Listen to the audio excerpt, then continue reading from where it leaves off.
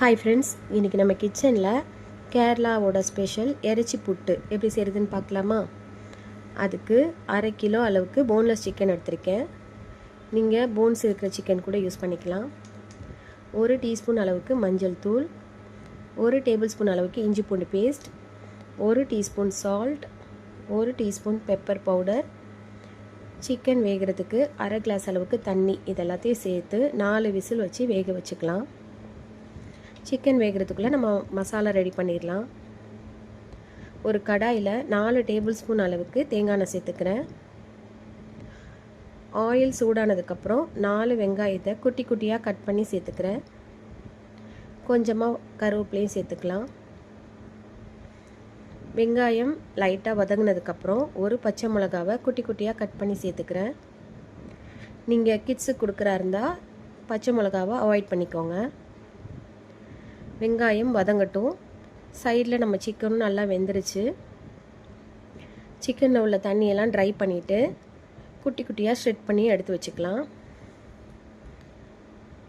வதங்கின வெங்காயத்தில் 1 சிட்டிகை அளவுக்கு மஞ்சள் தூள், 1 table spoon chilli powder, 1 table spoon மல்லித்தூள், இது எல்லாத்தையும் சேர்த்து பச்சை வாசனை போகிற அளவுக்கு வதக்கிக்கலாம். வெங்காயத்துக்கு தேவையான உப்பு சேர்த்துக்கிறேன். நம்ம சிக்கனில் ஏற்கனவே சேர்த்துருக்கோம். ரொம்ப ட்ரையாக இருக்கிறனால இன்னும் 1 டேபிள் ஸ்பூன் ஆயில் சேர்த்துக்கிறேன்.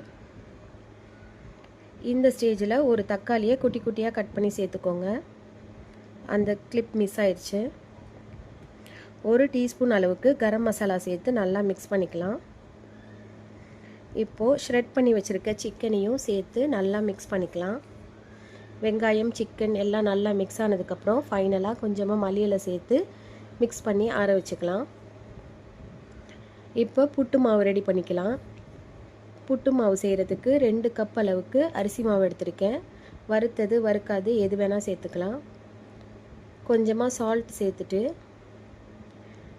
நார்மல் தண்ணி கொஞ்சம் கொஞ்சமாக தெளித்த மாதிரி மிக்ஸ் பண்ணிக்கலாம்.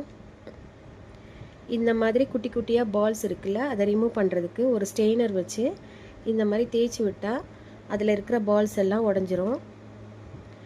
இப்போது நம்மளோட புட்டு மாவு ரொம்ப சூப்பராக ரெடி ஆயிடுச்சு.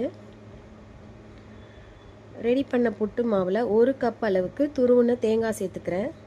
அதையும் நல்லா மிக்ஸ் பண்ணிவிட்டு இப்போது புட்டு குழலில் 1 டேபிள் ஸ்பூன் அளவுக்கு தேங்காய் எண்ணெய் க்ரீஸ் பண்ணிக்கிறேன். ஃபஸ்ட்டு லேயர் 3 டேபிள் ஸ்பூன் அளவுக்கு சிக்கன் சேர்த்துக்கிறேன். அடுத்த லேயர் 3 டேபிள் ஸ்பூன் அளவுக்கு மாவு, அப்புறம் சிக்கன், அப்புறம் மாவு, இந்த மாதிரி நம்மளோட புட்டுக்குழலை ஃபில் பண்ணிக்கலாம். 20 நிமிஷம் சிம்லேயே வச்சு வேக வச்சுக்கலாம். இப்போது நம்மளோட சிக்கன் புட்டு ரெடி ஆயிடுச்சு. சாப்பிட்டு என்ஜாய் பண்ணலாம்.